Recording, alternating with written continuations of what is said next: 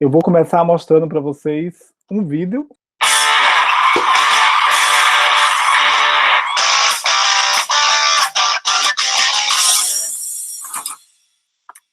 Aí, o corpo da gente tem muita água. A Terra quase inteira é coberta de água. Mas como é que toda essa água foi formada, irmão? Que tal a gente olhar mais de perto? Eu sou o oxigênio e tenho 8 elétrons, 2 no primeiro nível e 6 no último. Nós somos o hidrogênio e temos só um elétron. Átomos que não têm o último nível completo ficam instáveis. Eu queria ter 8 elétrons no último nível. Aí, se vocês se juntarem, fica tudo na boa. Dessa forma, compartilhar os elétrons é chamada de ligação química. A molécula de água é constituída por 2 átomos de hidrogênio e 1 de oxigênio. Essa ligação garantia estabilidade para a molécula por bilhões de anos. Maneiro! Então a água pode ser mais velha que a Terra? Tem razão! Foi no espaço sideral que a gente se encontrou. Nós estávamos no material que formou o Sistema Solar. O espaço entre as estrelas, que é chamado de meio interestelar, contém átomos livres. Eventualmente, os átomos se unem e formam moléculas. Mas a radiação ultravioleta das estrelas pode destruir as moléculas. Então como é que as moléculas fogem da radiação das estrelas para sobreviver? O meio interestelar contém nuvens moleculares repletas de gás e poeira. Os grãos de poeira que protegem as moléculas. Podemos nos esconder nos grãos. Que ficam no escuro, onde não chega a luz ultravioleta. Então como é que a água do meio interestelar chegou na Terra? É que o sistema solar foi formado dentro de uma nuvem molecular. Entendi! Quando a Terra se formou, a água veio junto com os grãos de poeira. Não! A Terra primordial era quente demais. Perto do Sol, formaram-se planetas rochosos compostos de materiais refratários que resistem ao calor. Ué, e toda essa água que tem aqui, de onde é que ela veio? Os corpos que se formaram mais longe do Sol conseguiram guardar água a partir da aglutinação de grãos cobertos de gelo. Entre eles, os asteroides e os cometas que desde então giram em torno do Sol. É mesmo! Os cometas e os asteroides caíram na Terra, trazendo água. A partir da época que a Terra ficou menos quente, a água permaneceu por aqui, formando os oceanos. A mesma água que veio do espaço foi usada pelos dinossauros, por exemplo, e por todos os seres vivos que andam pela Terra. Maneiro! Então a água que a gente bebe veio do espaço! Então nós vamos conversar um pouco hoje sobre a origem dos elementos químicos no universo, né? Eu vou fazer uma contação de história, vou falar um pouco alguns elementos, assim, algumas partes dessa história, né? Então eu quero começar com o livro Astrofísica para a Educação Básica, A Origem dos Elementos Químicos no Universo. É um livro que eu publiquei junto com a professora Neuza Massoni, aqui também do Instituto de Física, ano passado. Esse livro está entre os finalistas do Prêmio Jabuti 2020 desse ano, né, sobre o ensaio, na categoria Ensaio de Ciências. Então vocês também são convidados e convidadas a adquirir o livro, porque o livro vai trazer com mais detalhes essa conversa de hoje, com imagens, com textos, com referências, né? E é um livro feito para professores de educação básica, para estudantes, para o público geral. Então todo mundo vai conseguir. Tem imagens bonitas, coloridas, tem atividades, propostas de atividades. Então realmente é um livro que vai ajudar para os estudos de vocês, né? Para o aprofundamento assim, do que a gente vai discutir aqui hoje. Também quero falar de Antônia, que é um livro que acabou de sair esse ano, Antônia e a Caça ao Tesouro Cósmico, que é um livro de literatura infanto-juvenil, né? É um texto, não tem imagens, é só texto, que também vai trazer Antônia, uma menina negra de 14 anos, com altas habilidades, que vai trazer astronomia o tempo inteiro. Então eu acho que são livros que têm muito a ver com a proposta, né, do Clube de Ciências. Então eu espero que vocês um dia tenham acesso a essa literatura, né, e a essas discussões. Então, a tabela periódica. Por que estudar os elementos químicos, né?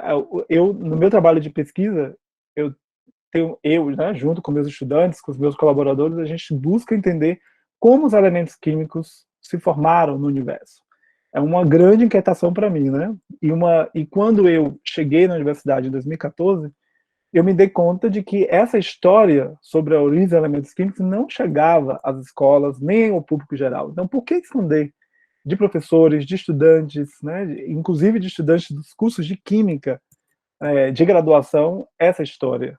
Então, a tabela periódica, eu quero que vocês olhem, a partir de hoje, para a tabela periódica de um outro jeito, que vocês enxerguem ali não só química, mas também história e filosofia da ciência, aspectos de física atômica e molecular, a mecânica quântica, física de partículas e também a astrofísica. Então, no final dessa conversa, vocês vão ver que todos esses campos da ciência estão presentes na tabela periódica. E o livro, que eu mostrei anteriormente, vai conectar toda essa história da melhor forma possível. Também quero lembrar que 2019 foi o ano internacional, né, da tabela periódica dos elementos químicos, foi um ano bem interessante. O livro saiu, fiz de tudo para que o livro saísse em 2019, para marcar essa data. A tabela periódica, ela é, de fato, né, ela resume, ela é um mapa dos tijolos, entre aspas, fundamentais da matéria, está muito ligada a diferentes cientistas. Dmitry Mendeleev é o famoso, porque ele consegue organizar esses elementos de diferentes maneiras e consegue fazer previsões, então ele entrou para a história da ciência. Mas antes de Mendeleev, muita gente, tem muito trabalho, como sempre, né? A ciência é um trabalho coletivo. Mas o fato é que essa tabela periódica de Mendeleev, ela traz ali as propriedades físicas e químicas dos elementos. E ele tenta mostrar essa função, uma função periódica da massa. Há também um artigo meu com a professora Neuza, onde a gente traz um jogo para trabalhar a tabela periódica. Sugiro também que vocês tenham acesso a esse artigo, eu posso mandar depois a referência, joguem entre vocês, né, isso, que vai ser interessante, né, e a gente faz o jogo todo em torno da tabela periódica de Mendeleev, fazendo um contraponto com a tabela periódica atual, e com isso discutir física, astrofísica, conceitos de história e filosofia da ciência. Então, em 1869, Mendeleev tem ali a tabela periódica com cerca de 60 elementos químicos, que são esses que eu mostro para vocês. Vocês estão vendo ali alguns buracos, algumas interrogações. Então, esses buracos eram o que Mendeleev previa existir com base nas características dos elementos que ele tinha organizado. E isso mostra um pouco de como a gente trabalha em ciência, né, da metodologia, quais são a maneira como a gente vai organizando, classificando, fazendo previsões. Então, esse aspecto histórico é muito interessante. A tabela periódica é do século XIX, né? Vocês viram ali, 1869, a tabela periódica de Mendeleev. O elétron, para falar em átomos, a gente tem que pensar, a primeira coisa que a gente pensa é prótons, nêutrons, elétrons, na nossa perspectiva hoje, moderna, contemporânea, né? Mas se a gente olhar bem, prestar muita atenção, o elétron foi descoberto em 1897, ontem. Em 1905, Albert Einstein, o mesmo, né, Albert Einstein, que a gente conhece bem, propôs a existência do fóton, ou seja, o fóton é uma partícula, né, que está associada ao campo eletromagnético, à luz, à radiação eletromagnética. Em 1913, esse físico inglês, Henry, né, define que o número de prótons, né, e não a massa atômica, como Mendeleev pensava, é que determina a característica genética dos elementos químicos da tabela periódica. Então, 1913 é ontem. Claro que muitos de vocês que estão aqui na sala nasceram ontem, né? Ontem, 2010, né? Muitos de vocês até um pouco mais, não muito longe daí, né? Então, 1913 para a história da ciência, 1905, 1913 para a história da ciência, ontem. Né? Então, a gente está avançando. O núcleo do átomo, descoberto, entre aspas, em 1919, né? Nos anos 30 é que a gente tem ali o Wolfgang, o Pauling, que faz a previsão da existência do neutrino do elétron, que é uma outra, a gente pode falar um pouco depois dessas partículas. Então, vocês estão vendo que essa história dos elementos químicos é uma história recente também, né? É uma história que vem de muito tempo, mas que a gente, até ontem, praticamente, a gente não tinha, assim, não tinha ainda entendido, né, ou descrito com riqueza de detalhes alguns dos elementos mais importantes para pensarmos a estrutura atômica. Em 1932 aparece o nêutron na história, né? E em 1964 os quarks, que são as partículas constituintes dos prótons e nêutrons. Então, quando a gente olha para o átomo é composto de prótons, nêutrons, elétrons, mas os prótons e os nêutrons são constituídos por partículas ainda mais fundamentais, que a gente chama de quarks. Então, toda essa história é uma história muito recente, né? E tudo isso, essa busca pelo entendimento do que são os elementos químicos, está muito ligada ao surgimento da astrofísica, porque a principal diferença entre astronomia e astrofísica, a astrofísica faz parte da astronomia, é um ramo da astronomia. Mas a gente integra ao longo do tempo, a gente poderia dizer que até mais ou menos até o século XVII, astrologia e astronomia eram a mesma coisa. Século XVII separa, astronomia passa a ser ciência, astrologia pseudociência. Século XIX, virada, né, do século XIX para o século XX, surge a astrofísica. Então, a astrofísica vai ser uma compreensão, uma junção da astronomia com a física, fortemente, né? Então, a astronomia, até o surgimento da astrofísica, ela está preocupada em descrever a posição dos objetos. Como é que os objetos variam, essa posição varia com o tempo. É uma descrição mais geométrica, cinemática desses objetos. Agora, quando a gente começa a perguntar de que é composto os objetos, de que é composto o Sol, os planetas, como os objetos se formaram, quando a gente começa a fazer essas perguntas, surge a astrofísica, né? Então, a astrofísica ela é um evento mais recente da história da ciência, né? Então, a astrofísica surge no contexto da espectroscopia, do desenvolvimento da espectroscopia, que é uma das metodologias mais importantes da astronomia hoje, que nos ajuda a compreender quase tudo que a gente observa, e a descrição dos elementos químicos, da composição química da atmosfera de estrelas, de ambientes diferentes da astrofísica, passa pela espectroscopia. Que a espectroscopia está muito relacionada com, por exemplo, o arco-íris, né? Quando a luz cruza as partículas suspensas na atmosfera, essa luz é dispersa em diferentes cores, e aquelas cores estão associadas a frequências, né? A energia, a temperaturas do visível, de uma pequena faixa do espectro eletromagnético, que é muito mais amplo do que o visível, né? A gente tem uma faixa no raio gama, ultravioleta, raio-x, ondas de rádio. Então a gente tem uma ultravioleta, né? A gente tem assim, uma faixa muito ampla. No visível é isso que a gente vê. Então essas cores estão associadas a frequências, temperaturas, energia. E o nosso objetivo na astrofísica estelar, para quem trabalha sobretudo com abundâncias químicas, é determinar a quantidade desses elementos químicos nas atmosferas das estrelas. No meu caso, eu trabalho com estrelas frias. Estrelas frias quer dizer que a atmosfera delas é da ordem de aproximadamente 3.000 graus Celsius, né? Então, frias em relação ao Sol. O Sol é da ordem de 5.000 e pouco, né? 5.780 Kelvin, vamos aproximar aí para facilitar a conta, 6.000 graus Celsius, um pouco menos do que isso, né? Então, a gente vai ter a espectroscopia impulsionando o surgimento da astrofísica. E as mulheres, né, um papel fundamental das mulheres na descrição dos espectros estelares. Entre 1885 e 1927, essas mulheres, algumas delas que estão aqui representadas, ficaram famosas, conhecidas como as mulheres computadores do Observatório de Harvard, né? Então, o Observatório de Harvard empregou mais de 80 mulheres para estudar os espectros das estrelas, ou seja, a radiografia em termos de energia e comprimento de onda de diferentes estrelas. Então, se tinha uma biblioteca de espectros, mas a gente não conseguia entender o que aqueles espectros queriam nos dizer. Então, essas mulheres foram fundamentais para a sistematização desses espectros e para a interpretação física deles.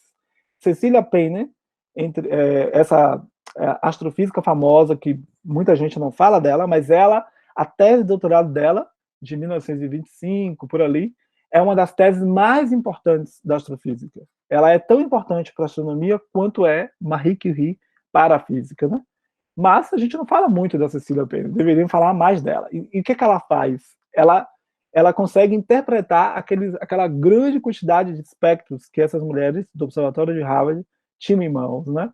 E tentavam sistematizar, buscar uma lógica para eles, uma organização. Então, Cecilia Payne, ela interpreta que aqueles diferentes tipos espectrais deveriam estar associados com temperatura, com a composição química da atmosfera dessas estrelas.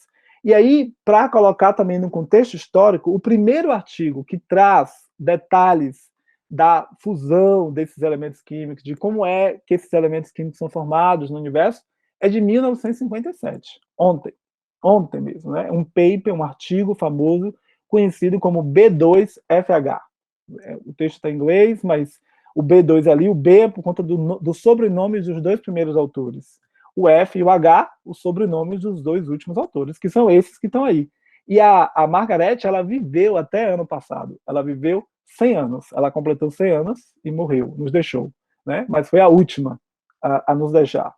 Então, esse artigo é um artigo famoso na astrofísica, que traz a síntese de como os elementos químicos são formados nas estrelas. Então, aqui está a imagem para vocês do resumo do que é a espectroscopia, a dispersão da luz em diferentes faixas, em diferentes cores, comprimentos de onda, né, frequências da luz, né, da onda eletromagnética.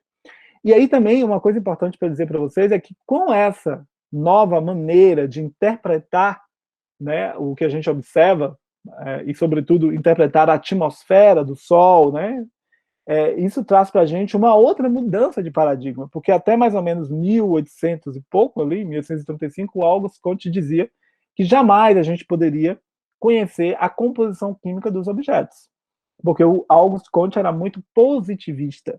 Positivista é uma corrente de pensamento que diz assim que para ser ciência nós temos que ter um experimento. Então, para o Auguste Comte era impossível saber qual é a composição química das estrelas ou de outros objetos astrofísicos, porque esses objetos estão muito longe de nós. Então, a gente não poderia pegar um pedaço da estrela, trazer para o laboratório, fazer as medidas que a gente faz. Né? Mas ele não contava com a astúcia do que viria. Né? Então, a astrofísica muda muito esse paradigma. E a gente analisa, claro, a gente não precisa ir na estrela, mas a gente tem a luz das estrelas. Então, a astrofísica é, sobretudo, a interação da luz, da onda eletromagnética com a matéria, os átomos da tabela periódica. Claro que a astrofísica tem outras maneiras de estudar, né, de estudar os seus objetos principais de pesquisa, mas essa é a principal, é a interação da luz com a matéria.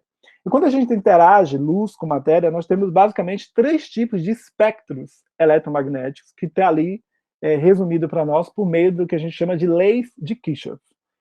Não, e vocês depois também podem ir atrás, ler um pouquinho mais, procurar saber mais. Aqui é só para a gente ter uma ideia. Essa é a cara dos espectros. Então, vocês vão ver que o espectro do contínuo está lá, a cara dele. O espectro de emissão, então vocês estão vendo umas linhas para cima, e aí tem lá, cada linha tem uma cor, né? Vermelha, amarela, verde, azul. Então, isso aí que quer dizer para a gente energia, né? O fluxo é energia em função do comprimento de onda. E aí, em cada uma dessas linhas, um elemento químico em particular. Ou a gente tem um espectro em absorção. Então, vocês estão vendo que o espectro de absorção são linhas escuras, e as linhas estão para baixo. Esses espectros são como assinaturas digitais químicas. É como se cada elemento químico tivesse uma assinatura que é única dele, né? E assim, vai como o nosso dedo, como a nossa impressão digital. E aí, dependendo da física, das características da atmosfera, se é uma atmosfera muito fria, eu vou ter um espectro em absorção. Se é uma atmosfera muito quente, eu vou ter um espectro em emissão, porque quanto mais quente, agita os átomos ali, né, agita os elétrons, e aí a produção, a formação dessas linhas vai estar associada à maneira como esses elétrons saltam de um nível para o outro na estrutura, né, atômica. Então, assim, é para a gente entender um pouco os princípios que estão por trás. Então, aqui está um exemplo. A primeira faixa é uma estrela. A gente foi lá no telescópio, observou, está lá a estrela, vários elementos químicos, linhas atômicas. Vocês estão vendo, linha da esquerda para a direita, linhas de hidrogênio, diferentes linhas de hidrogênio, magnésio, cálcio, outra linha de hidrogênio. Isso é o que a gente observa na estrela. Quando a gente compara na Terra o espectro de um átomo de hidrogênio, a gente sabe que aquela linha escura mais à direita é H-alfa, a linha de hidrogênio alfa, né, em torno do comprimento de onda que vocês estão vendo ali embaixo. Se a gente olha o espectro do cálcio, então você já sabe que essas linhas escuras são linhas de cálcio. Aí eu busco no espectro da estrela essas linhas que eu sei que são linhas de cálcio, que são únicas naquele comprimento de onda específico. Esse é o trabalho do espectroscopista, é observar a atmosfera de diferentes estrelas, comparar essa atmosfera com os espectros dos elementos que a gente tem. E a gente vai conseguir identificar, claro, não é tão simples aqui, né? Que eu estou simplificando tudo, mas nós temos vários problemas sobre os parâmetros atômicos, moleculares, né, dessas linhas, né, para poder reproduzir o espectro em laboratório, no nosso computador, a gente tem que entender a física que está por trás, qual é a química, enfim. Mas esse é o nosso trabalho, esse é o barato do nosso trabalho. Toda essa história que eu estou contando para vocês, ela começa no Big Bang. O universo se forma na teoria padrão, né, que pode mudar tudo, mas na nossa teoria padrão, hoje o universo se forma 13,8 bilhões de anos atrás, num evento, numa singularidade que a gente chama de Big Bang. Então, o que tinha no Big Bang? No Big Bang tinha fótons, onda eletromagnética de altas energias, que a gente chama de fótons de raio gama.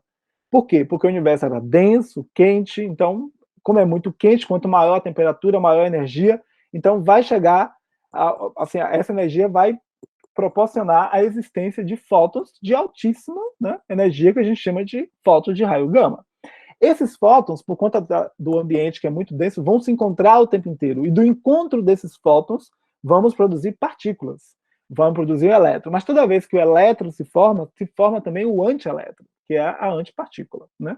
Partícula e antipartícula. Vai ter a mesma propriedade, a antipartícula vai ter a mesma propriedade da partícula, mas vai ter carga oposta à partícula. Então, nos primeiros momentos de vida do universo, esses encontros são muito frequentes. Fótons de altas energias se encontram, formando partícula e antipartícula. E toda vez que a partícula encontrar a antipartícula, ela vai se aniquilar, tchau, vai embora, mas vai produzir fótons de raio gama. E isso vai ser muito frequente nos primeiros momentos de vida do universo, né? E a gente consegue entender que isso funciona porque a gente também tem hoje os aceleradores de partícula. E esses processos de criação e aniquilação de partículas são verificados nesses aceleradores, nesses laboratórios que a gente tem. Então, para nós aqui hoje, nós vamos chamar de nucleossíntese. Aqui nós vamos focar em somente duas maneiras de fazer a nucleossíntese. O que é nucleossíntese? Uma palavra técnica para explicar como os elementos químicos são formados. Então, nós vamos ter dois mecanismos principais hoje aqui. Tem mais. Mas para essa conversa de hoje, dois mecanismos. A nucleossíntese primordial, que quer dizer o quê? Explicar quais são, de fato, os primeiros elementos que se formam depois do Big Bang. Então a gente chama isso de nucleossíntese primordial, que leva entre 3 e 5 minutos depois do Big Bang, que vai formar hidrogênio e hélio, sobretudo, e um pouco do lítio. Então, hidrogênio, hélio e um pouco do lítio, se vocês olharem a tabela periódica, a sequência, hidrogênio, hélio e lítio. Então, hidrogênio, hélio e um pouco do lítio vão se formar 3 minutos, entre 3 a 5 minutos depois do Big Bang. Depois disso, o universo não consegue formar elementos mais pesados, porque o universo, quando se forma, ele se expande. Quando ele se expande, ele se resfria. 3 minutos depois, a temperatura já baixou muito para permitir que elementos químicos mais pesados do que o lítio se formem. A gente não vai formar. Todos os outros elementos só vão ser formados anos depois, quando as primeiras estrelas aparecem. E essas estrelas é que vão ter no coração delas, no núcleo delas, temperatura, energia suficiente para formar elementos químicos mais pesados do que o lítio. Então, o Sol, por exemplo, agora está convertendo hidrogênio em hélio. Ele está lá há 4,5 bilhões de anos transformando hidrogênio em hélio. Vai passar mais 4,5 bilhões de anos convertendo hidrogênio em hélio. Acabou o hidrogênio no centro, porque tudo é no núcleo. Acabou o hidrogênio no núcleo, então beleza, vamos para o próximo elemento, hélio. O hidrogênio que estava no centro vai mais para fora, e o hélio no centro começa a ser processado. Acabou o hélio no centro, o hidrogênio que estava ali fora vai mais para fora, o hélio que estava ali no centro vai um pouquinho mais para fora, e dentro o carbono. Esse processo de queima, de transformação de um elemento químico em outro, vai depender muito da massa inicial da estrela. Se uma estrela nasceu entre 0,08 massas do Sol até 8, 10 vezes a massa do Sol, ela vai ter um caminho para produzir os elementos. Se a estrela já nasceu acima de 10 vezes a massa do Sol, ela vai ter outro caminho de produção de elementos, nós vamos falar um pouco disso daqui a pouco. Então, agora é só para dizer que existem dois mecanismos. A nucleossíntese primordial, formada nos primeiros minutos depois do Big Bang, e a nucleossíntese estelar, que vai acontecer milhões de anos depois, né, no interior das estrelas. São os mecanismos principais para produzir esses elementos. Mas o fato é que quando a gente olha para a tabela periódica, olha isso aqui. O que está dizendo aqui para a gente? Física de partículas. Vocês nunca viram, imagino, física de partículas, né? Talvez no clube sim, mas eu digo no currículo, né? Primeiro ano, não viram. Mas vocês já viram o átomo, vocês já viram que o átomo é composto de um núcleo, que lá no núcleo tem prótons e nêutrons, que ao redor do núcleo temos elétrons, não em órbitas clássicas, mas, enfim, numa probabilidade de encontrar em torno, né, girando ali em torno do núcleo. Os prótons e os nêutrons a gente chama de bárion, por isso que a gente fala de matéria bariônica. A matéria bariônica é a matéria composta de prótons e nêutrons, é a matéria luminosa, a matéria da tabela periódica, que vai levar a hadrons, que vai nos levar aos quarks. Olha lá os quarks. Os quarks, lembram? Prótons e nêutrons são constituídos de quarks. E quarks, junto com os leptons, então leptons é como a gente chama os elétrons. Então, quarks e elétrons, né? Quarks, prótons, nêutrons. Leptons, elétrons. Tudo isso forma uma família de partículas que a gente chama de férmions. Por quê? Porque vão obedecer ao princípio de Pauli. Lembra do princípio de Pauli?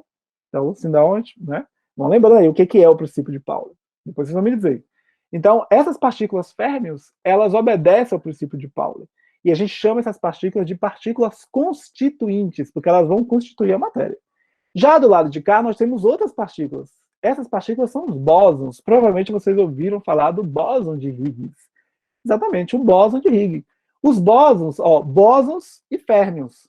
Então, o que são os férmions? Eles obedecem ao princípio de Pauli. E os bósons não obedecem ao princípio de Pauli.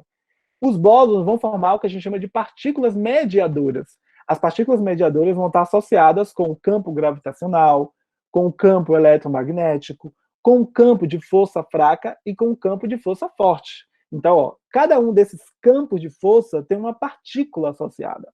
Então, o campo de força gravitacional tem uma partícula chamada graviton, associada a ela, que a gente ainda não identificou. É um dos grandes problemas da física. O fóton é uma partícula associada ao campo eletromagnético. Toda vez que eu tiver luz, onda eletromagnética, eu tenho que ter fótons associadas. Z e W ali são as partículas associadas a um campo de força fraca. O que é a força fraca?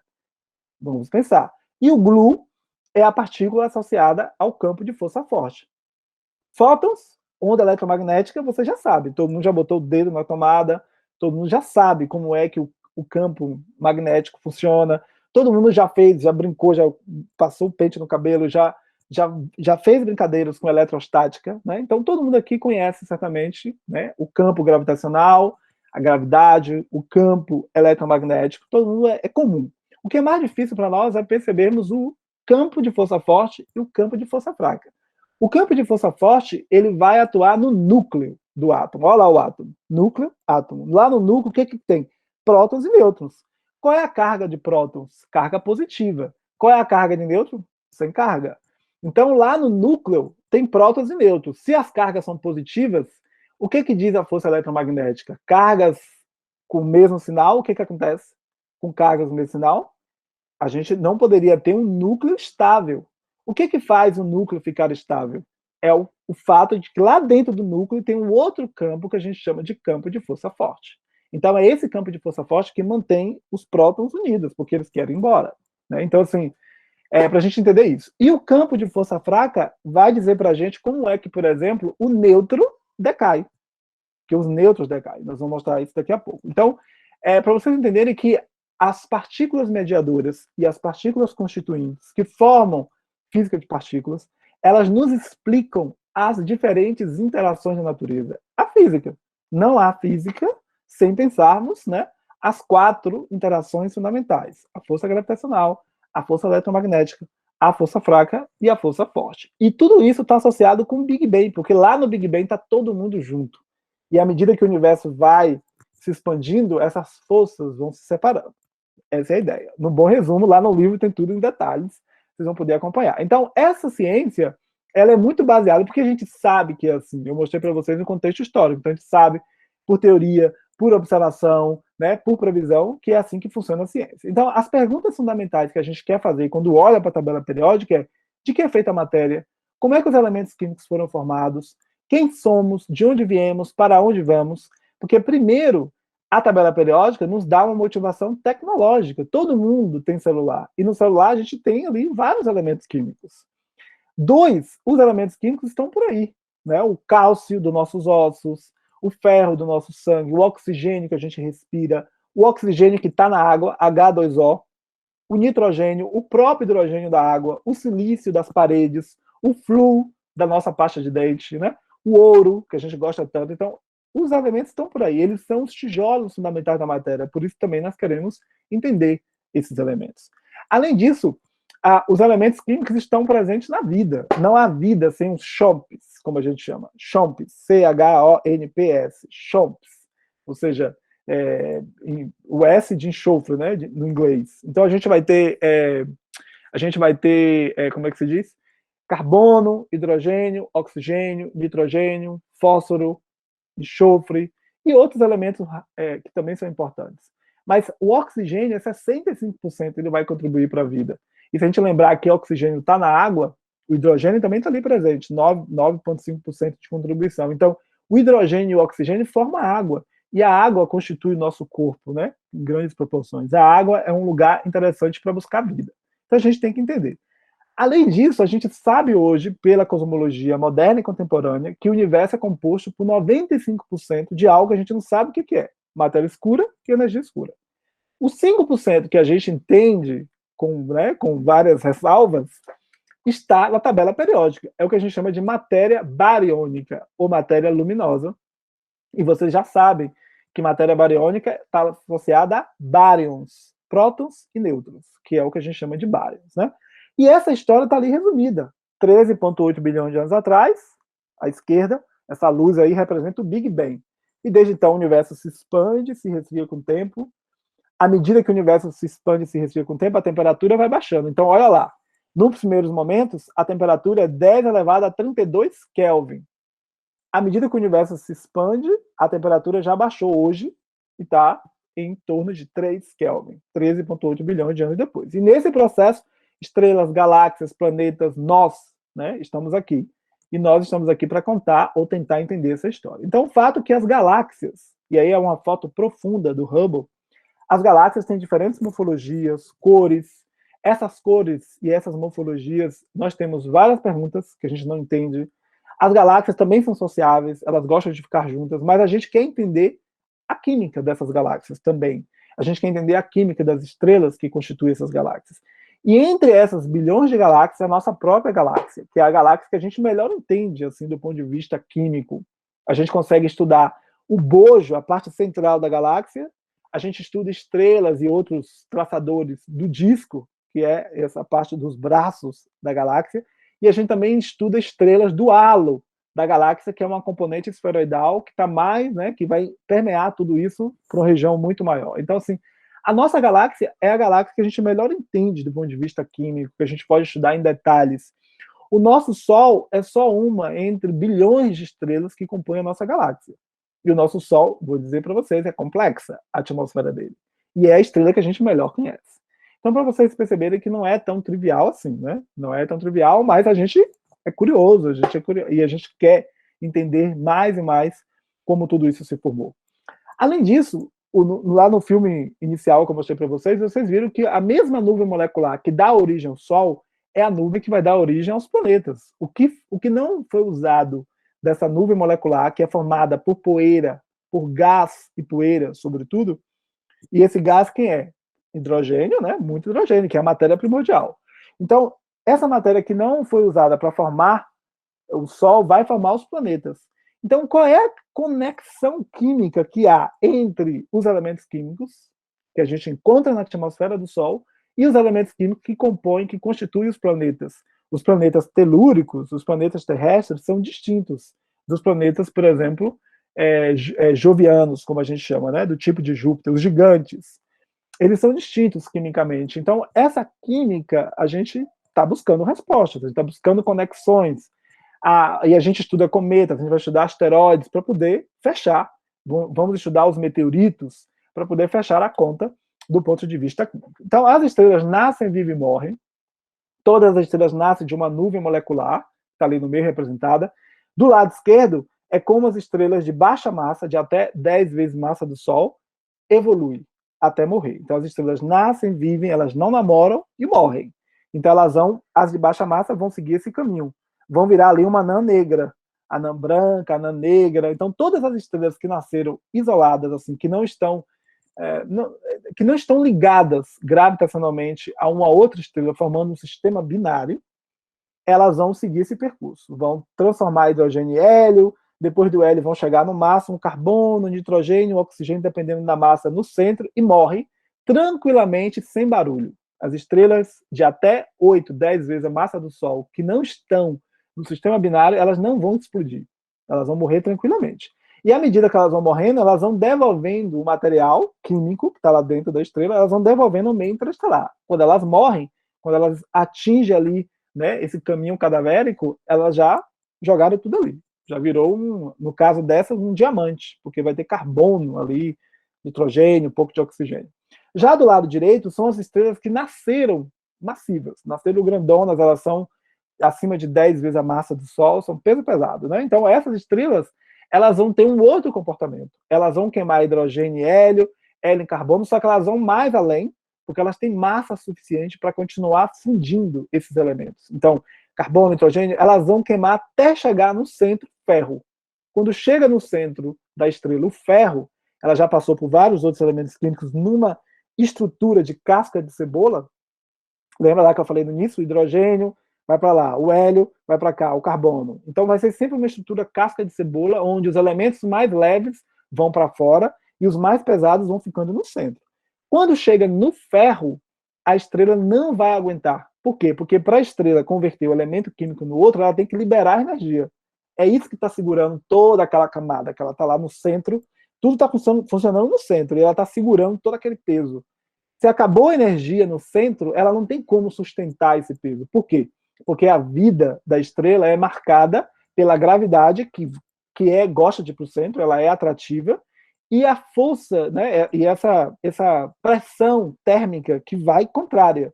Porque à medida que um elemento químico é transformado no outro, libera energia. Então, essa pressão térmica quer ir para fora, e a gravidade, a pressão gravitacional, quer ir para dentro. Então, dentro, fora, é quase um funk, né? Dentro, fora. Então, assim, quando chega no ferro, não tem mais energia para isso, essa estrela vai ter que explodir. É como se fosse um prédio de não sei quantos andares, e a gente detona a base do prédio. O que vai acontecer? O prédio vai desabar. Então, a explosão da estrela é isso. A estrela não aguenta mais, não tem mais como sustentar todo esse peso dessas camadas, porque lá no centro, esse equilíbrio da pressão gravitacional com a pressão térmica está, em verdade, desequilibrado. Não tem como sustentar. Quando explode, o final catastrófico, dramático dessa estrela, que a gente chama de supernova, num evento que a gente chama de supernova do tipo 2, vai produzir um buraco negro ou uma estrela de nêutron, dependendo da massa original. Se a estrela nasceu entre 10 e 25 vezes a massa do Sol, ela vai terminar a vida dela como uma estrela de nêutron. Se ela já começou a vida com massa acima de 25 vezes a massa do Sol, quando ela explodir como supernova tipo 2, ela vai produzir, né, o buraco negro. Então, as anãs brancas, estrela de nêutrons e buracos negros são restos mortais. É o cadáver de estrelas de baixa massa ou de alta massa, né? E baixa massa aqui, eu estou falando de estrelas que no linguajar técnico a gente chama de baixa e intermediária. Aqui para nós, eu estou considerando baixa tudo que está abaixo de 8, 10 vezes a massa do Sol. Toda essa descrição vai ter uma lógica matemática, vamos ter que fazer observação no telescópio, analisar a luz, olha lá a luz, né? Os espectros vão sendo, né, revelados para nós à medida que a gente vai analisando essa luz. Nós vamos precisar de observatórios gigantes, dependendo do que eu quero fazer. Se eu quero determinar alguns elementos químicos, eu vou ter que observar num telescópio de 8, 10 metros, o diâmetro do espelho, para captar essa luz que vem de objetos muito fracos, que estão muito longe, ou instrumentos bem finos que vão conseguir determinar cada uma das linhas atômicas e moleculares. Então, no final, a tabela periódica dos astrofísicos ela é composta de hidrogênio e hélio e dos metais. Para nós, tudo que não é hidrogênio e hélio, a gente chama de metal. Bem diferente da química, né? Então, ó, depois do Big Bang, nos primeiros 3 minutos, o que a gente tem na tabela periódica? Hidrogênio, hélio e um pouco de lítio. Mais fácil de estudar química, né? Que seria muito bom se as aulas de química fosse só hidrogênio, hélio e um pouco de lítio. Não é o caso, né? Mas logo, logo vai chegar. Então, Nos primeiros 3 minutos depois do Big Bang, são esses elementos. A gente não vai conseguir produzir elementos mais pesados, porque, lembrem-se, a temperatura do universo já baixou muito, não vai alcançar a temperatura mínima necessária para que hidrogênio comece a ser processado, né, e formado em hélio. A gente também sabe que esse processo de transformação de um elemento químico em outro no interior das estrelas se dá por fusão, do lado direito. Ou seja, elementos menores se juntam para formar elementos maiores. Não é fissão. Fissão está mais associada com as plantas nucleares. O que é a fissão? Eu tenho um elemento, uma coisa gigante, joga energia nesse sistema e eu vou quebrar, partilhar esse sistema em partículas menores por um processo que a gente chama de fissão. Fissão não é o que acontece no interior das estrelas. No interior das estrelas nós temos fusão. Partículas, átomos menores, né, mais leves, vão se juntando para formar os mais pesados. Então, a primeira reação nuclear em qualquer estrela, para virar estrela, tem que ter energia suficiente para que 4 átomos de hidrogênio se juntem para formar um átomo de hélio, liberando energia. É a primeira reação. Todo mundo vai ter que passar por isso. Qual é a diferença? As estrelas de baixa massa vão passar muito tempo transformando hidrogênio em hélio, como o Sol, 4,5 bilhões de anos. Preguiça total, uma massa do Sol, né? Preguiça, 4,5 bilhões de anos, o mundo vai acabando e eu estou aqui transformando meu hidrogênio em hélio. Já as estrelas de alta massa, acima de 10 vezes a massa do Sol, elas vão passar muito rápido, porque elas são muito massivas, elas têm pressa de viver, né? Então, rápido aqui quer dizer o quê? Nas estrelas de baixa massa, bilhões de anos. Olha o Sol, está lá 4,5 bilhões de anos e ainda não terminou o hidrogênio e hélio. As estrelas de alta massa vão passar milhões de anos fazendo isso, então vai ser rápido. Então as estrelas de alta massa, elas vivem muito rápido. Elas vivem numa escala de tempo de milhões de anos. Olha aí o desequilíbrio que eu falei para vocês. A vida da estrela, ela quer sempre o equilíbrio. Todo mundo quer equilíbrio na vida, né? As estrelas também querem. Então elas estão ali, ó, sempre a pressão térmica equilibrada com a pressão gravitacional. Ou seja, o que vai para dentro está equilibrado com o que vai para fora. Quando acaba o hidrogênio no centro, ela se desequilibra. Então ela contrai, desequilibrou, por quê? Porque a pressão gravitacional vai ser maior para contrair. Para ir para o centro, a pressão gravitacional ganha instantaneamente, mas logo ela quer buscar o equilíbrio. Então ela se expande para buscar o equilíbrio. E essa briga de expande, contrai, expande, né? Essa briga vai ficar até que a estrela tenha massa suficiente para que os elementos químicos sejam transformados cada vez mais um em outro, né? Do mais leve para os mais pesados. Lembrando que o ferro é o limite, porque a natureza nos coloca esse limite. Então tá ali um resumo. De um lado, as estrelas de baixa massa, e do outro lado, as estrelas as estrelas de baixa massa, e à direita, as estrelas de alta massa. 8, 10 vezes a massa do Sol, como sendo o nosso limite. As estrelas de baixa massa, como eu falei, quando elas vão morrendo, elas vão produzindo até carbono, um pouco de nitrogênio, oxigênio. Para aí. Um pouco, porque muito do oxigênio vai vir também com as estrelas de alta massa. Então, a tabela periódica começa a ser povoada. Então, vocês lembrem que as estrelas de baixa massa, como elas são de baixa massa, elas vão viver bilhões de anos. Então, para formar esses elementos aí, do carbono, nitrogênio, vai envolver um processo, desde que a estrela se formou até morrer, de bilhões de anos, né? Agora, se a estrela está ligada, a estrela de baixa massa está ligada a outra estrela, olha lá, a relação muito, né, complexa. Essa daqui vai jogar massa para outra.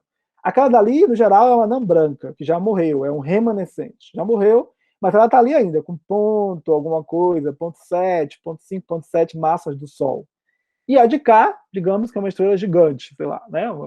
Então, uma estrela maior do que a de lá. Então, o que acontece, ó? Essa estrela vai jogando matéria da de cá para de lá. E a de lá também joga para de cá, muito menos, porque ela tem menos para dar, né? Mas vai chegar um momento que a de cá não vai poder, a menor, né? A estrela que tem menor massa, ela vai alcançar 1,44 massa do Sol. Quando ela alcança esse limite, plaf, o sistema explode. A gente chama isso de supernova do tipo 1A. E nessa explosão de supernova do tipo 1A, vai ser produzido muito ferro. Carbono também vai ser produzido, mas muito ferro. O ferro do nosso sangue é produzido dessa maneira numa escala de bilhões de anos. Porque lembra que as estrelas de baixa massa levam bilhões de anos. Já uma estrela de 25 vezes a massa do Sol, olha a estrutura dela de casca de cebola. Então olha o que está lá no centro, ferro, porque todos os elementos químicos já foram produzidos. Quando chega no ferro, o ferro é o limite. Ela não vai conseguir produzir elementos químicos mais pesados do que o ferro, liberando energia. Porque sempre tem que liberar energia. Fusão nuclear libera energia. Como ela não consegue, ela vai dizer, olha, acabou com tudo, chegamos ao fim. Não tem mais como sustentar isso. Então, esse núcleo é como se o núcleo estivesse sendo implodido. Acontecem alguns processos físicos que esse núcleo se desintegra, e aí o peso, as camadas todas que estão lá, vão sentir e começam a ir para o centro, desabar. Essa é a explosão da supernova do tipo 2. Então, as estrelas de alta massa, elas vão produzir, sobretudo, até o ferro, no centro. E demais elementos, o que vai acontecer? Como é que a gente vai produzir os outros elementos? Olha aí o que acontece antes da explosão da supernova do tipo 2 e depois da explosão. Então, esse evento é um evento energético, que libera muita energia, que a gente consegue ver a explosão da supernova, né? A gente consegue ver o evento por muito tempo, porque é tão brilhante que você consegue ver. São raros, ainda bem, né? E não aconteceram no nosso quintal, porque senão seria uma catástrofe, né?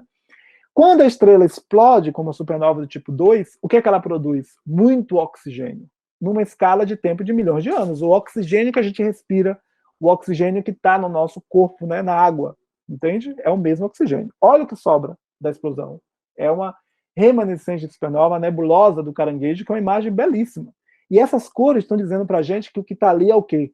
Está brilhando muito em raio-x, porque é energético, é muita energia liberada. Só que quando essa estrela explode, ela vai jogar todos os elementos químicos que estavam no centro para o meio interestelar. Então joga ferro para lá, cobalto para cá, manganês para lá. Mas também o núcleo tinha prótons, tinha elétrons. Então os prótons e elétrons também se espalham pelo meio interestelar. Só que aí o próton começa a capturar o elétron. Quando o próton captura o elétron, forma o nêutron e o neutrino. Então, daqui a pouco, esse meio interestelar vai estar cheio de nêutrons. E os elementos químicos, o ferro, o manganês, o cobalto, os elementos do pico do ferro, que são gulosos, começam a capturar os nêutrons. Então eles capturam, tem muito nêutron aqui, Groot pegou o nêutron. Só que quando eles pegam o nêutron, eles ficam mais gordos, porque lembra que o nêutron, né, ele vai tornar aquele elemento mais gordo, então ele vai se desintegrar. Então, por desintegração, a partir da captura lenta ou rápida de nêutrons em relação ao decaimento beta, os outros elementos químicos vão ser produzidos. Então, os outros elementos químicos vão ser produzidos a partir desses processos de decaimento. Então, essa é a história. E quando a gente vai para o telescópio, observa a atmosfera do Sol, olha o que a gente acha. Essa aí é a cara do espectro, a abundância ali, em Y, a abundância relativa dos diferentes átomos em relação ao hidrogênio, por isso que hidrogênio é 1, e em X, o número atômico, o número de prótons. Então, vocês estão vendo que nessa escala, hidrogênio é o elemento químico mais abundante do universo. Depois o hélio. Por quê? Porque eles são formados no Big Bang, lá atrás, 3 minutos depois do Big Bang. Depois de hidrogênio e hélio, quem é o terceiro elemento químico mais abundante? Oxigênio, que é o elemento fundamental para nós, né? Que está na água, para a vida. Olha lá o oxigênio. O carbono também, que é tão importante, a base da vida é o carbono. Olha lá. O quarto elemento químico mais abundante do universo. Então, o espectro do Sol, ele é, para nós, uma referência para estudar outras estrelas. E lá mais para baixo, vocês estão vendo os elementos pesados. Todos aqueles elementos depois do ferro, olha como é bem... Olha lá, o pico do ferro, 26. Pico do ferro, né? Em X, 26. Olha lá o ferro, o pico dele. Depois do ferro, vocês também vendo que começa a cair.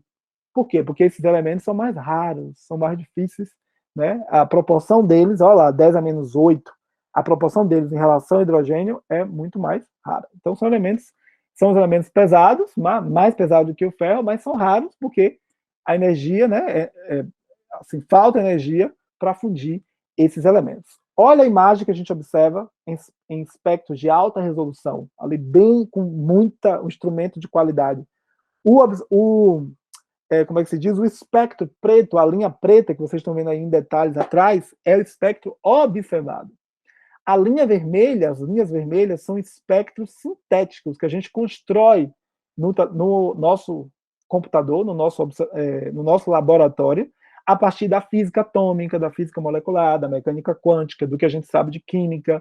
Então a gente vai tentar reproduzir os espectros dessas estrelas, que são estrelas gigantes. São estrelas, né? O Sol é uma estrela anã, essas são estrelas gigantes, são estrelas mais frias na atmosfera do que o Sol.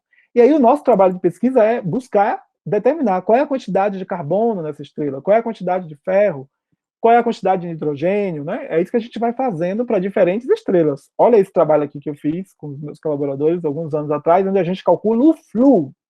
Vocês estão vendo lá embaixo, no espectro de baixo, mais ou menos 2336 nanômetros em comprimento de onda. Vocês estão vendo o HF. Estão vendo o ruidinho? É uma linha bem fina. É a partir dessa linha que a gente determina a quantidade de flu. É o flu da pasta de dente, que a gente não consegue entender ainda como é que o flu se formou no universo. Há vários cenários possíveis.